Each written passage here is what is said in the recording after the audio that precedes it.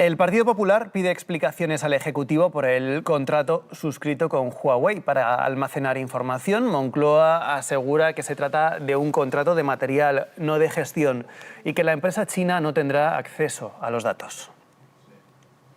El gobierno ha comprado servidores a la empresa china para almacenar las conversaciones telefónicas de investigaciones policiales. Contratos por los que el Partido Popular se ha lanzado a la ofensiva. Acusan al Ejecutivo de poner en riesgo a España y solicitan la comparecencia de varios ministros.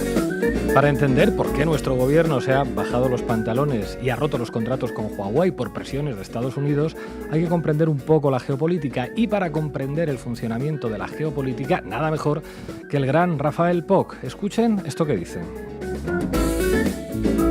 Desde la normalización de las relaciones chino-soviéticas en mayo de 1989, China disfrutó de 30 años de tranquilidad exterior que le permitieron concentrarse en su desarrollo. Autoeliminada la URSS como gran adversario en los 90, la mirada de los estrategas de Washington se empezó a dirigir a China, pero el 11S neoyorquino colocó en el centro al terrorismo yihadista, otro resultado de una mala política anterior que se volvía en contra de sus autores estadounidenses. Y entonces, pues China tuvo una prórroga de 10 años más de relativa tranquilidad para China.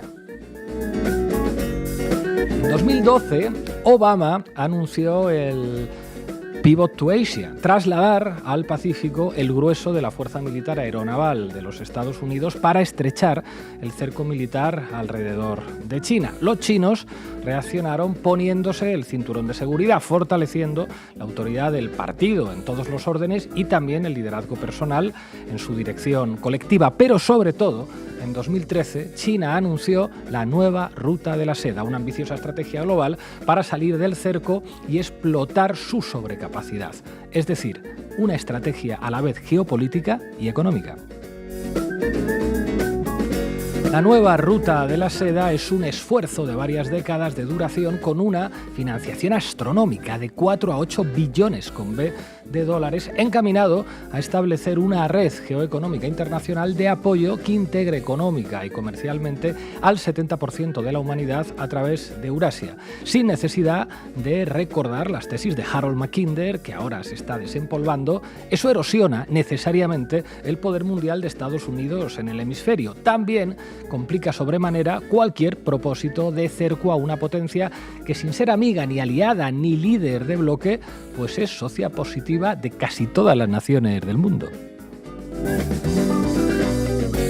El objetivo implícito de la nueva Ruta de la Seda, en palabras nada más y nada menos que de Henry Kissinger, es trasladar el centro de gravedad del mundo desde el Atlántico hasta el Pacífico. A su lado, el histórico Plan Marshall, ¿se acuerdan?, queda como algo pequeño.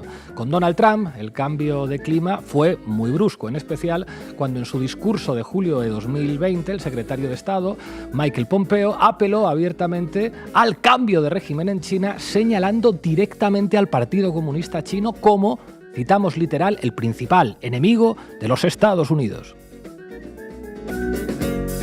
Pese a la inusitada división del establishment americano, la política de sanciones comerciales y presión militar contra China tiene un amplio consenso en las dos facciones del régimen de Estados Unidos. Esto ya es una guerra fría abierta con fuertes campañas de propaganda y demonización del adversario. Con Biden asistimos a una escalada de la tensión con Taiwán, principal productor mundial de semiconductores, en el centro del escenario. Atención con Taiwán.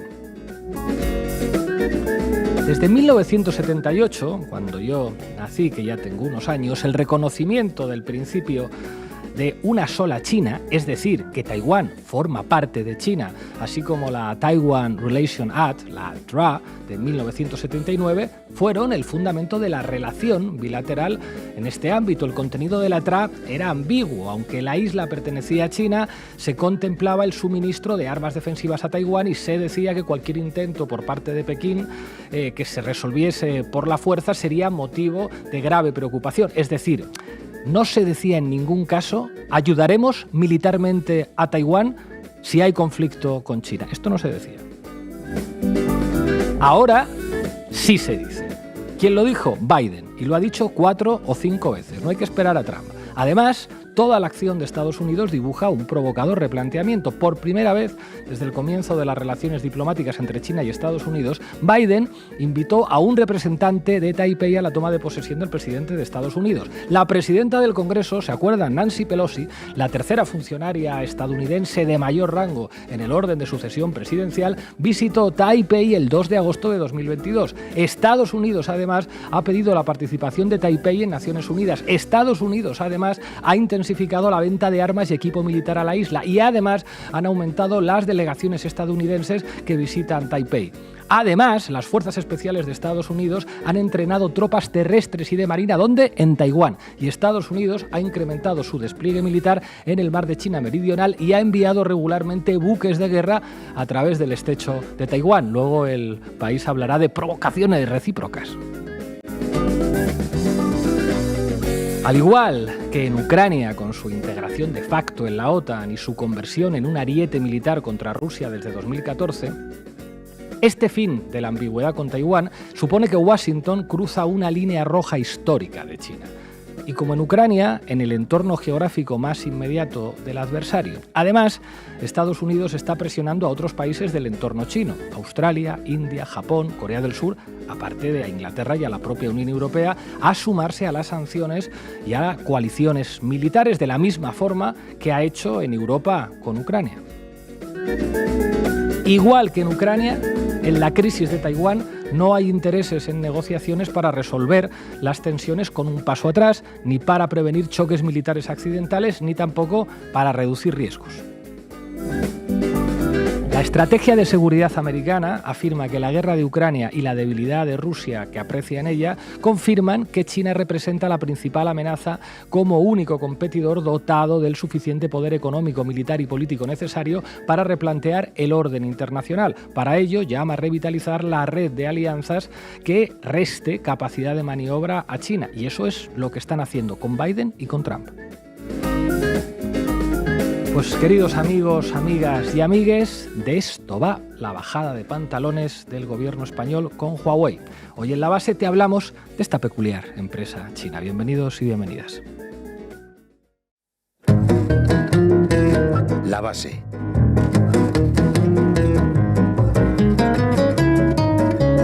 Hoy en La Base hablamos de Huawei. Irene Zugasti, ¿qué información traes? Bueno, pues voy a contaros la triste historia de un par de contratitos públicos que este verano han dado que hablar del gobierno español con esta empresa. Y contaros un poquito más de qué es Huawei, para que igual decís cambiar de móvil, no sé.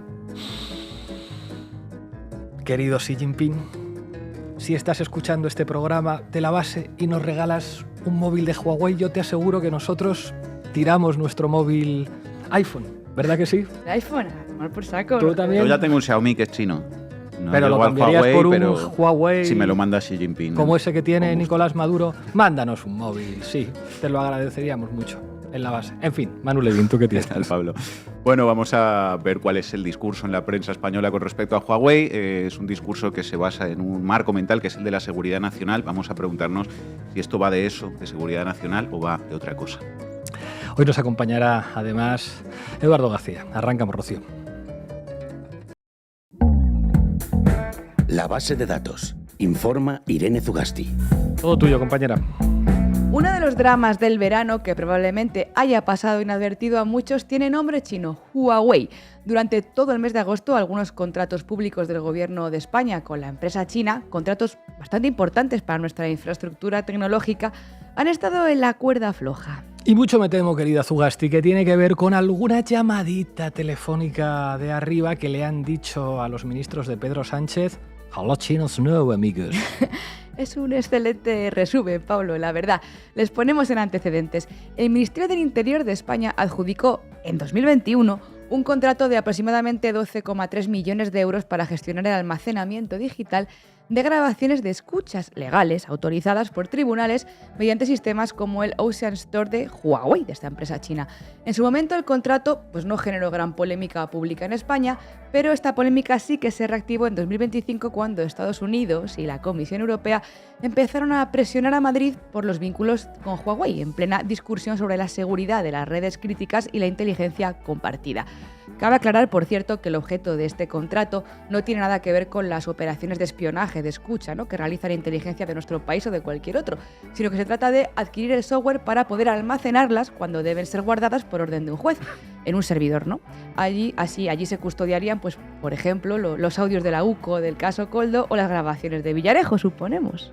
Esta noticia ya generó suspicacias en ciertos sectores. El medio ultraderechista The Objective filtró que existía un malestar creciente en sectores de la Policía Nacional y la Guardia Civil por la continuidad de Huawei como proveedor de sistemas sensibles para esos cuerpos policiales y para el CNI. Esta vez los audios no los tienen Inda y Villarejo. Esta vez los audios, quién sabe, si más audios de Ferreras, los tiene Xi Jinping y se los pasa a Maduro y quizá Maduro me los dé a mí.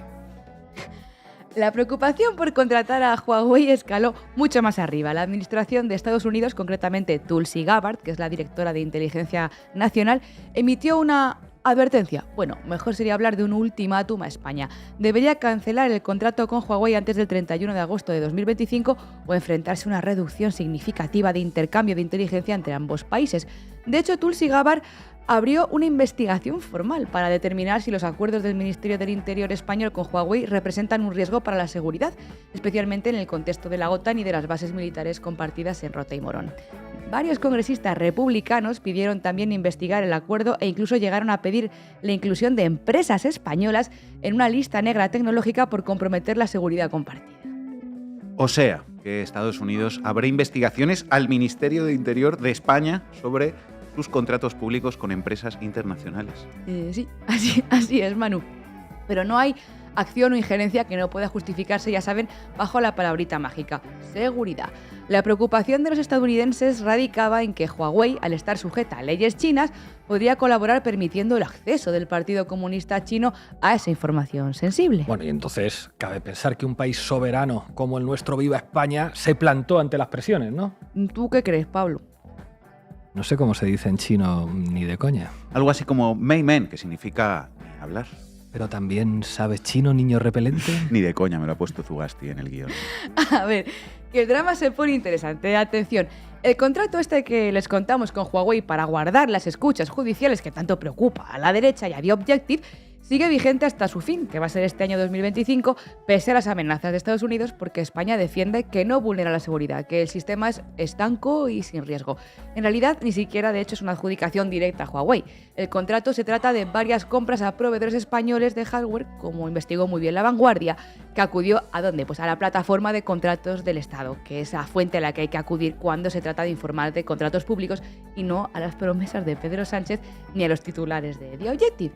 El otro contrato del drama, el importante que les cuento ahora, es el que se publicó este verano, concretamente la licitación del 24 de julio de 2025 que se adjudicó el 25 de agosto de 2025 con Telefónica, valorada en unos 10 millones de euros para modernizar una parte de la red pública de fibra óptica conocida como la red Iris. Telefónica era la adjudicataria de este contrato, sí, pero trabajaría usando equipos, hardware y software de Huawei. El Ministerio de Transformación Digital, el de Óscar López, había dado luz verde a la instalación de estos equipos de Huawei de nueva generación para una mega red de fibra óptica que va a ser pública para todo el territorio español. Esta infraestructura de servicios, de hecho, da servicio a la Red Nacional de Investigación y Educación Española, o sea, a las universidades y a los centros de investigación públicos, aunque también se destina a otros usos como, por ejemplo, los servicios del Ministerio de Defensa. Pero el gobierno ha dado marcha atrás y ha decidido cancelar el contrato por motivos de estrategia digital y autonomía tecnológica, así como por motivos de soberanía estratégica y europea. No ha tardado el gobierno ni un mes en cancelar ese contrato. Sin embargo, con los contratos con Israel han hecho falta 2 años, casi 100.000 muertos palestinos y millones de personas en las calles exigiendo que había que romper relaciones con Israel para al final cancelar. No se sabe muy bien qué es lo que se ha cancelado, pero no preocuparse porque se va a elaborar y se va a publicar un nuevo contrato y el gobierno promete pues que no habrá listas negras ni vetos a la hora de adjudicar ese nuevo contrato. Seguro que acaba siendo una empresa estadounidense. En fin. Veremos. Hablabas, Pablo, de soberanía estratégica europea, ese unicornio de la geopolítica. Así que vamos a irnos a Europa porque la Comisión Europea expresó su preocupación recordando que recomienda limitar o excluir a proveedores considerados de alto riesgo como Huawei en infraestructuras críticas de telecomunicaciones. No obstante, la adjudicación española con la marca china no incumpliría ninguna normativa nacional, estatal, porque España no ha aprobado ninguna lista de proveedores de riesgo a diferencia de otros países de la Unión Europea, como Alemania, Suecia, Estonia, Lituania, Rumanía o Dinamarca, que sí que han incluido a Huawei, la firma china, en una lista de suministradores de riesgo. Y es que ya se sabe que los chinos son muy peligrosos, escuchen si no a la más alta diplomática europea, Kaja Kallas.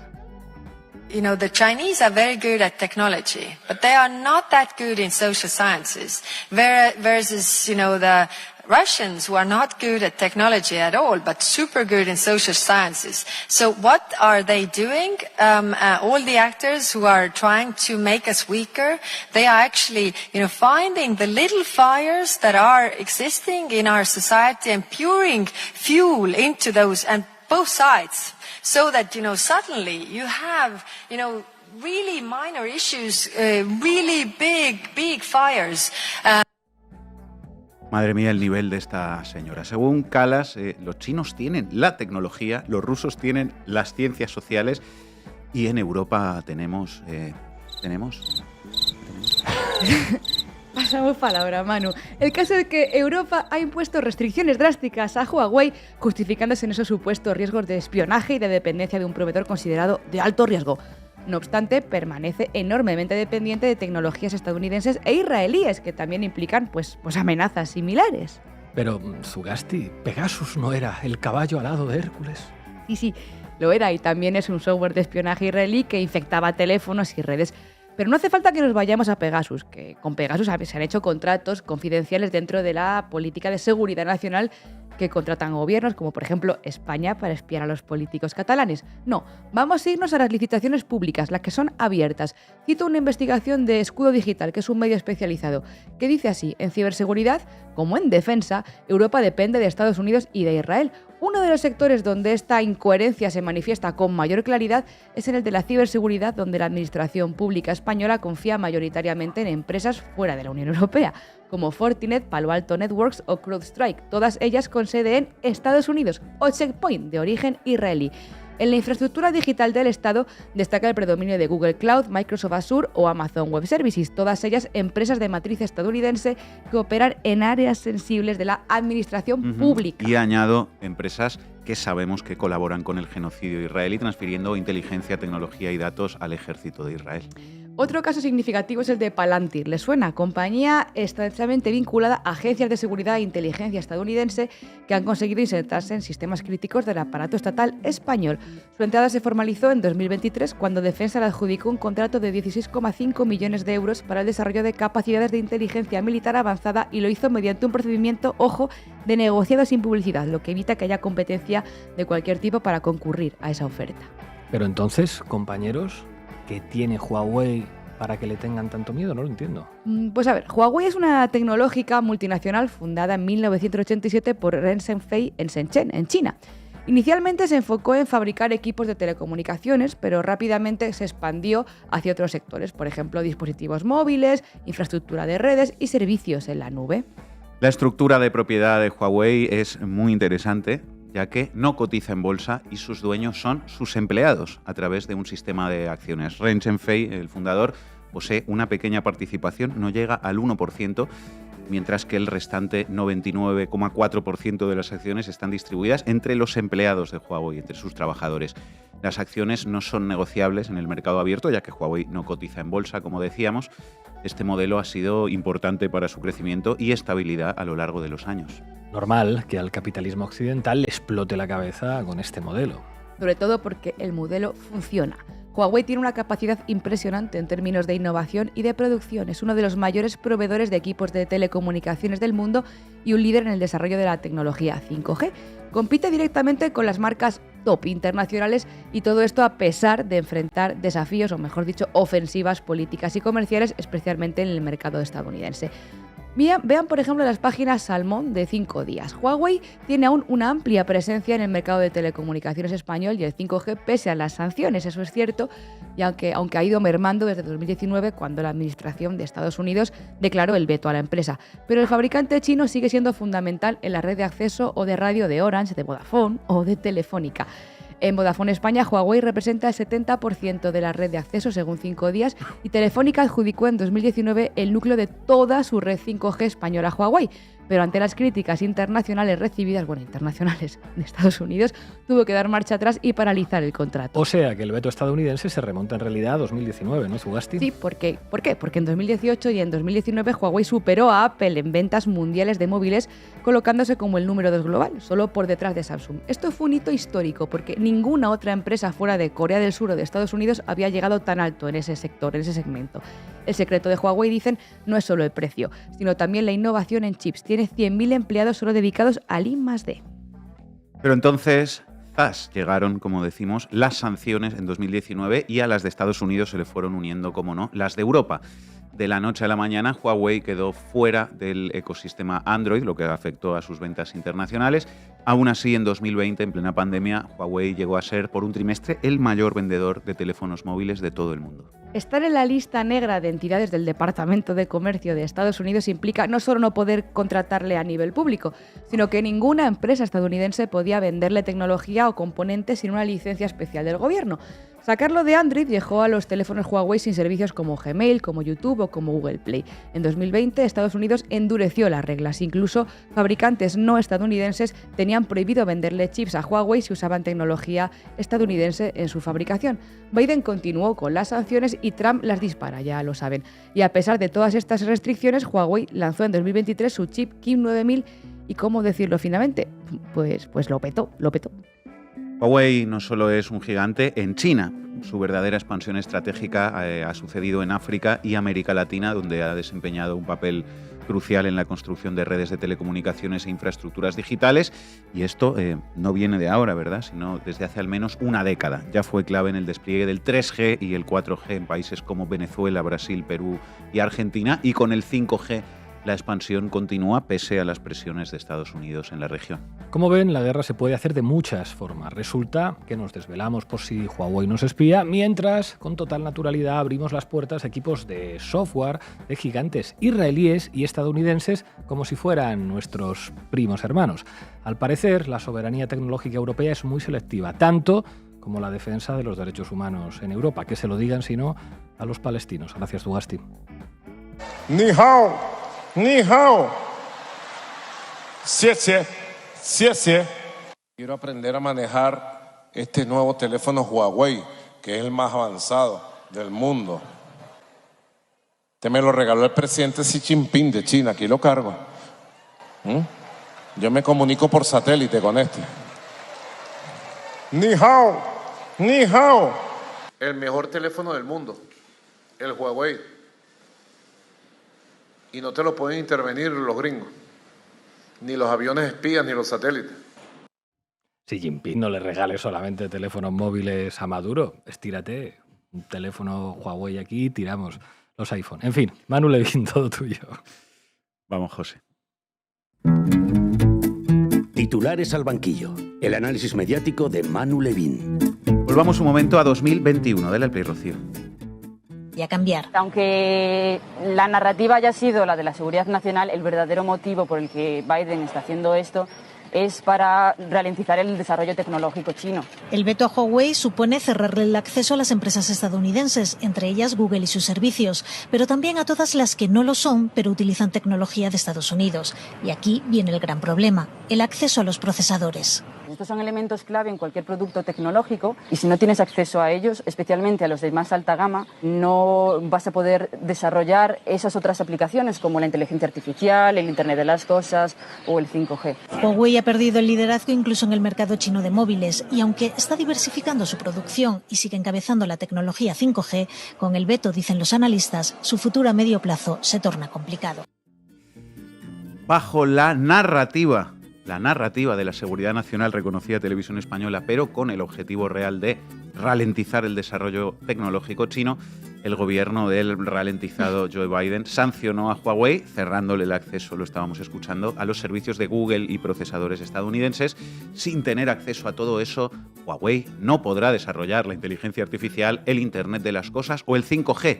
Ya ha perdido el liderazgo en China. Su futuro a medio plazo se torna complicado, pronosticaban los expertos occidentales consultados por la televisión pública en España. Y esos vaticinios de los expertos se cumplieron claramente al pie de la letra. Está hundido Huawei. Al pie de la letra, claro que sí. Huawei tuvo tantos problemas con el 5G que ya están casi con el 6G. Tantos problemas con el Internet de las cosas que, si tenéis un rato y sois aficionados al mundo del automóvil y del declive estadounidense, echarle un ojo a los últimos coches eléctricos inteligentes de Huawei, a ver qué os parece cómo se las gastan los camaradas. Han vuelto a ser también la compañía que más teléfonos móviles vende en China y, sobre todo, han desarrollado y lanzado este año, 2025, su propio sistema operativo, el Harmony OS 5, completamente independiente ya de Android y Google.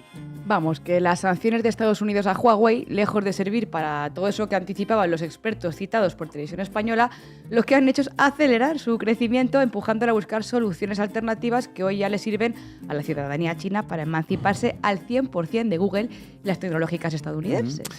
Hoy China ya es, puede decirse, el único país del mundo con soberanía digital totalmente independiente de los Estados Unidos.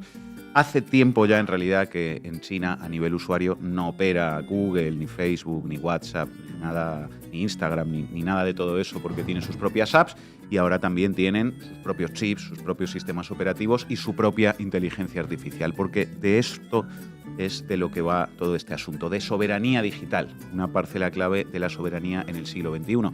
En el caso de España, que carece por completo de ella, volviendo a la cuestión de los contratos que comentábamos antes, pues todo esto va de que somos colonia de Estados Unidos y, por lo tanto, cualquier cosa que suponga el más mínimo matiz a la situación según la cual todo el sector digital de nuestro país tiene que estar en manos de las tecnológicas estadounidenses, con todo lo que eso implica a nivel de datos personales, por ejemplo, pues claro, afecta a los intereses del imperio y pone en pie de guerra a los Estados Unidos y a sus vasallos en el jardín europeo y en la colonia española, incluidos, como no, los periodistas de la colonia española. En particular, aunque no solo, los de la derecha mediática, que despliegan, en sintonía con los portavoces del Partido Popular, que, por cierto, hasta hace no tanto celebraban contratos con Huawei de administraciones que ellos gobernaban, como la Comunidad de Madrid y de Ayuso, despliegan la falaz narrativa de la seguridad nacional, que tal y como reconocía Televisión Española en 2021, lo que es una narrativa que sirve para envolver lo que no es más que una defensa de los intereses de los Estados Unidos. El Español. El CNI avala decenas de productos Huawei que, según Estados Unidos, suponen una amenaza a la seguridad Firmado El Español, siempre y cuando Estados Unidos nos deje ser españoles. El Mundo. El PP exige a Marlaska, Robles y Álvarez explicaciones sobre los contratos de alto riesgo para la seguridad con Huawei. El PP exige obediencia y sumisión eterna a los Estados Unidos y pide a la población que entregue a sus hijas adolescentes a Donald Trump. The Objective. Los dispositivos Huawei, los preferidos por el gobierno, registran 1.200 brechas de seguridad. The Objective. Portavoz mediático de Little Miami en la Comunidad de Madrid. ABC. Editorial. Huawei, de la imprudencia a la miopía estratégica. ABC. Más allá de necesidades tecnológicas, Europa molesta por la relación con la empresa china. ABC. Pedro Sánchez expone al comercio y la tecnología de España a sanciones de Estados Unidos por el contrato a Huawei. ABC. Las agencias de inteligencia de Estados Unidos, junto con el CNI y otros aliados, alertan a España y otros socios del riesgo de espionaje. En fin, repetimos una vez más, por si alguien ha perdido el hilo, esto no va de seguridad nacional, va de que somos una colonia de Estados Unidos y cualquier cosa que cuestione eso, pues a los libres y honrados periodistas del ABC y del Mundo y compañía les parece muy mal. Porque si esto efectivamente tuviera que ver algo con la seguridad nacional, tendríamos que hablar de otro tipo de contratos, ¿verdad, Manu? Efectivamente, pero claro, eso entra en conflicto con determinados intereses. Porque vamos a ver, ha habido casos reales en España de problemas para la seguridad nacional con Huawei. Lo cierto es que no, de momento no. Podría haberlos, ojo, ¿por qué no? Ya que España, esta es la triste realidad, no tiene soberanía digital ni un sector tecnológico relevante, más allá de empresas privadas que básicamente chupan recursos públicos en forma de I+D y se apropian de los beneficios sin revertir nada al pueblo, así que está en manos de empresas extranjeras. Pero resulta que con quien sí ha habido y hay problemas evidentes, no ya en términos de soberanía, que eso por supuesto, eso por descontado, sino en términos de seguridad nacional, es con empresas de Estados Unidos, ¿verdad? Pues, hombre, podríamos hablar largo y tendido sobre el hecho de que Amazon Web Services, Google Cloud y Microsoft Azure alojan gran parte de los datos de empresas, ciudadanos y administraciones públicas españolas, incluidos sectores estratégicos, banca, aerolíneas, hospitales, la seguridad social o el SEPE, que externalizaron sus servicios digitales a proveedores estadounidenses. Unos proveedores que, por cierto, están sujetos a la llamada Cloud Act de Estados Unidos, ley de 2018, que las obliga a entregar los datos al gobierno de Estados Unidos. De hecho, las revelaciones de Edward Snowden allá por 2013 ya demostraron que la NSA tenía acceso privilegiado a todos esos datos de grandes tecnológicas estadounidenses. Sobra explicar que, como resultado de esta situación, España podría perder inmediatamente el acceso a sus servicios críticos en caso, pues, por ejemplo, de un conflicto diplomático con Estados Unidos o de otro tipo. Podríamos hablar de todo esto o podríamos hablar de Israel, ¿verdad? Los que hicieron explotar cientos de dispositivos matando e hiriendo a miles de personas en un mega atentado terrorista en el Líbano. Esos mismos, seguridad nacional. Claro, si hablamos de soberanía digital y de seguridad nacional en España, podríamos hablar, lo estábamos haciendo hace un momento, de Pegasus, ¿recordáis? El software desarrollado por la empresa israelí NSO Group, con el que en nuestro país se espió no solo a multitud de líderes políticos catalanes, sino también a la ministra de Defensa, Margarita Robles, y al mismísimo presidente del gobierno, de cuyo teléfono se extrajeron casi 3 gigas de información. O podríamos hablar, compañeros, de esto otro también. Os leo un par de titulares. El Confidencial, agosto de 2021. La misteriosa tecnología que Interior quiere para destripar móviles no es tan infalible como crees. Interior licita la compra por 151.000 euros de 15 analizadoras forenses a la empresa a la que recurrió la Guardia Civil para resolver el crimen de Diana Quer. Veamos cuál es esta empresa. El Ministerio del Interior ha dispuesto de un contrato de más de 150.000 euros con el fin de que la Policía Nacional se pueda hacer con una desconocida tecnología concebida para destripar móviles y poder acceder al contenido de los mismos. La licitación, que apareció en el BOE la semana pasada y cuyo pliego había sido publicado días antes en el portal de contratación del Estado, recoge la adquisición de 15 analizadoras de dispositivos móviles de Cellebrite, una startup israelí que goza de bastante popularidad entre los cuerpos de seguridad y administración de diferentes lugares del mundo, decía El Confidencial. El salto, octubre de 2022. Cellebrite, el software de vigilancia israelí de la Archancha para acceder a teléfonos móviles. El Departamento de Seguridad del Gobierno vasco, liderado por Josu Erkoreka, ha adquirido tecnologías utilizadas tanto para espiar a Esquerra Republicana de Cataluña como al extesorero del PP, Luis Bárcenas. Esta tecnología presta apoyo a la deportación de refugiados y al hostigamiento de periodistas, activistas de derechos civiles, disidentes y minorías en todo el mundo. El Español, este año, enero de 2025, hace pocos meses.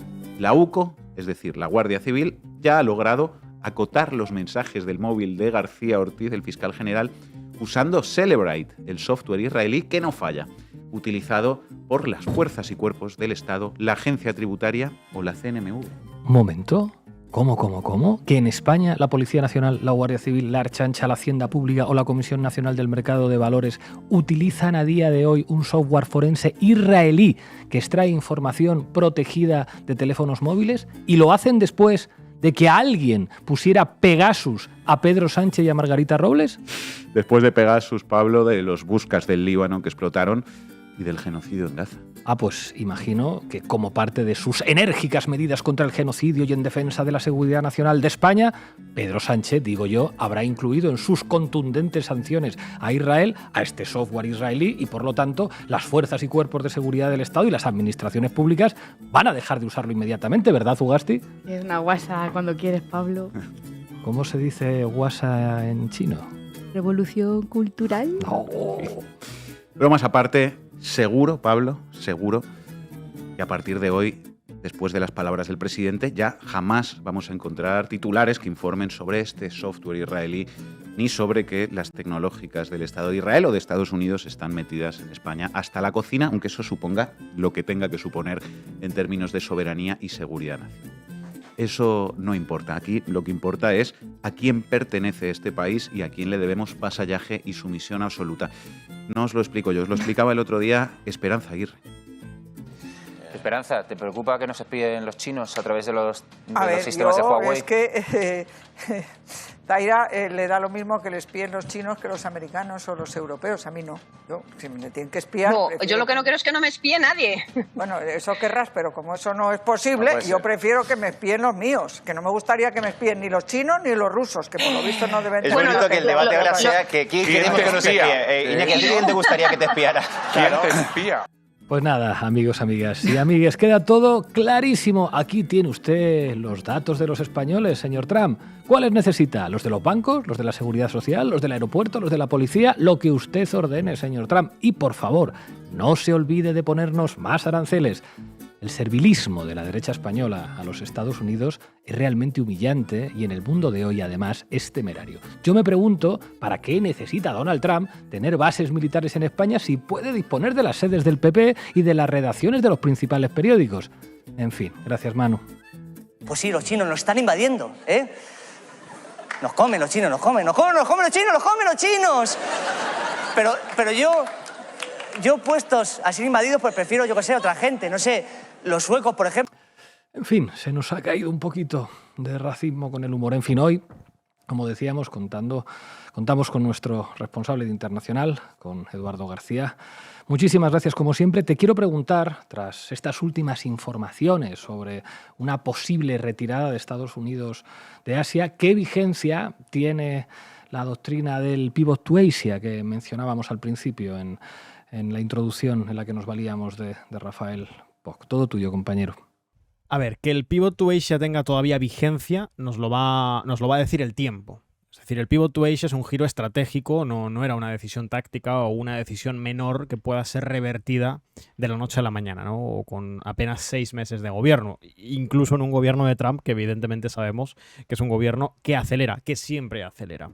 El pivot to Asia se establece con Obama. Y el pivot to Asia significa el giro estratégico hacia el Asia-Pacífico con el objetivo de presionar a China, quizá para buscar su colapso, para limitar su crecimiento, para impedir su consolidación como actor contrahegemónico, y significa en lo concreto desviar recursos estratégicos a la región Asia-Pacífico, es decir, dar prioridad a sus alianzas ahí, Japón, Corea del Sur, Australia, intentar introducir o insertar los intereses del imperialismo norteamericano en las organizaciones que rigen la geopolítica de la región, como la ASEAN, por ejemplo, trazar, como hemos visto, acuerdos que involucran al Reino Unido, sin ir más lejos, y ver si consigue mantener dentro de su esfera de influencia a grandes actores regionales como Vietnam, que pudieran eventualmente caer o terminar en alianza o en un acercamiento más profundo con China, ¿no? También significaba intentar profundizar las relaciones con India, las relaciones con Camboya, las relaciones con Indonesia, etc.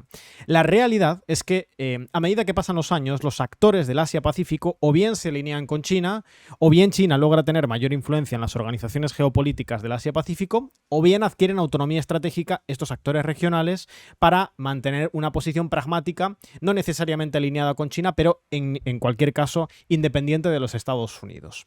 Entonces, la estrategia estadounidense del pivot to Asia, probablemente porque fue definida tarde, en su momento yo ya hablaba de ese gran error, lo escribí hace poquito en Diario Red, ese gran error histórico del imperialismo estadounidense, que fue pensar durante la década de los 90 y los primeros años del siglo XXI que China, al abrazar dinámicas del capitalismo como sistema internacional, iba eventualmente a trazar un cambio político, ya fuera con el fin del sistema de partido único liderado por el Partido Comunista o manteniéndolo pero cambiando las élites que lo dirigen y subyugándose o poniéndose bajo el paraguas de Estados Unidos, y esa lectura era incorrecta.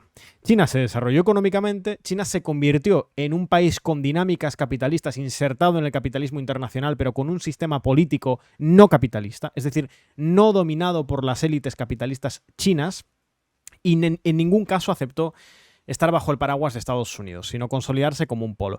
Cuando se implanta el pivot to Asia en el año 2009, 2010, 2011, era ya tarde. Se esperaba impedir la consolidación de China y no se logró.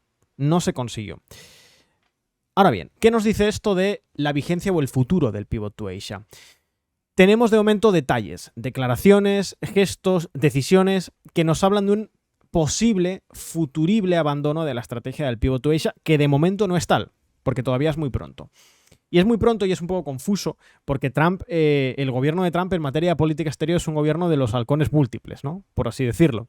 Es decir, todos los jefes o miembros o figuras destacadas de la política exterior de Donald Trump son halcones anti-China, eso lo comparten todos, pero es que luego tienes halcones americanos, es decir, como Marco Rubio, halcones enfocados en Oriente Medio que quieren poner más recursos ahí, tienes incluso figuras que creen que hay que poner más recursos, que Estados Unidos tiene que poner más recursos en la guerra de Ucrania, tienes toda una serie de halcones. Cuáles se vayan imponiendo nos va a hablar a las claras de qué es lo que quiere hacer Trump. Y por cierto, no es solo lo que haga hoy Trump, sino lo que harán o dejarán de hacer los futuros gobiernos de Estados Unidos.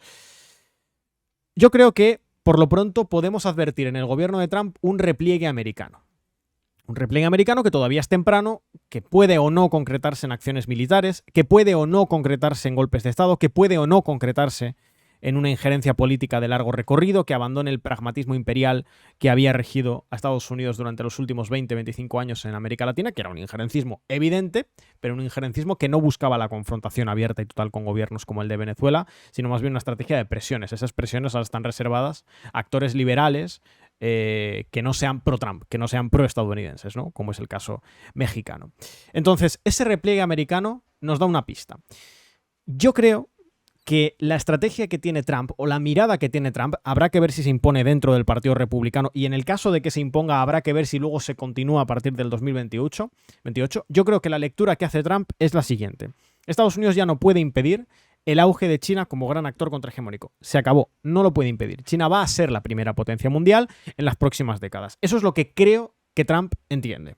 Y ante esa tesitura, la lectura que hace Trump es: vamos a asegurar al menos un orden bipolar en el que Estados Unidos sea la segunda potencia, en lugar de aceptar un orden multipolar con China a la cabeza en el que Estados Unidos tendría que competir con los BRICS, tendría que competir con Rusia, con la Unión Europea y con otros tantos actores emergentes.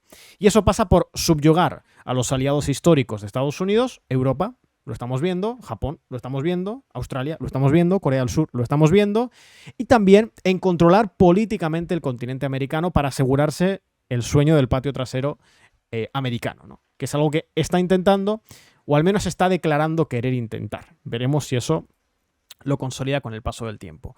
¿Significa esto, incluso aunque se cumpliera, el fin del Pivot to Asia? Pues depende, porque el Pivot to Asia tiene dos vertientes. El objetivo, que es China, eso yo no creo que se cambie, porque no tendría sentido. Es decir, el actor contrahegemónico es China, y el único que disputa la hegemonía norteamericana es China. Por lo tanto, el eje va a estar puesto, el foco va a estar puesto siempre en China.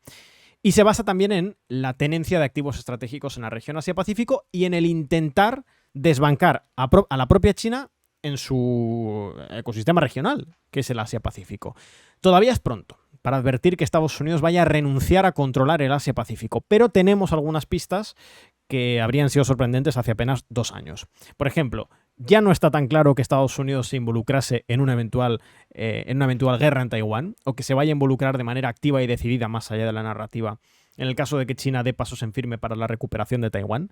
No parece claro que pudiera llegar a involucrarse en una guerra en Corea. Es decir, hay dudas y hace 2 años no las había. Y eso es un cambio significativo. Lo veremos con el paso del tiempo. Para mí, tendencias consolidadas: el repliegue americano, buscar controlar el continente americano, la subyugación de los aliados para impedir que se consoliden como actores que potencialmente pudieran confrontar con Estados Unidos, asegurándose así Washington el puesto de segunda potencia, y tendencias que hay que seguir de cerca: qué hace con sus activos en el Asia-Pacífico. Para mí eso es determinante, porque además esto tiene un límite. Es decir, Estados Unidos no puede tener activos estratégicos desplegados en gran cantidad en América, en Europa, en Oriente Medio y en Asia-Pacífico. No puede, porque los recursos son finitos. No es capaz de hacerlo. Entonces, puede que veamos, de aquí a 10 años tengamos esta conversación y digamos: mira, al final abandonó el Asia-Pacífico, por tanto, abandonó la intención de competirle a China y de impedir la consolidación de China como gran potencia. Ahora el Asia-Pacífico lo controla China y se concentró en dominar América, Europa y Oriente Medio, al tiempo que subyugó a Europa, a Japón, a Corea del Sur o a Australia. Está abierto, Para mí esta es la lectura, no me aventuro, desde luego no me animo a dar una predicción más allá de esto, porque llevamos 6 meses, hay que recordarlo, y porque incluso aunque llevásemos 3 años no sabemos lo que va a hacer el próximo gobierno, pero desde luego hay tendencias que por primera vez en 16 años nos dicen que el Pivot to Asia podría estar en juego. Así que yo creo que con eso queda respondida la pregunta. Eduardo García, muchísimas gracias una vez más por atender a la base. Llegamos al final del programa. Recuerden hacerse socios y socias de Canal Red en apoya.canalred.tv o en el QR que aparece en sus pantallas. Os dejamos con el tema del anuncio de una marca de teléfonos móviles que los más jóvenes no conoceréis, Amena, de 1998, y el anuncio se titulaba Libre. Hasta mañana.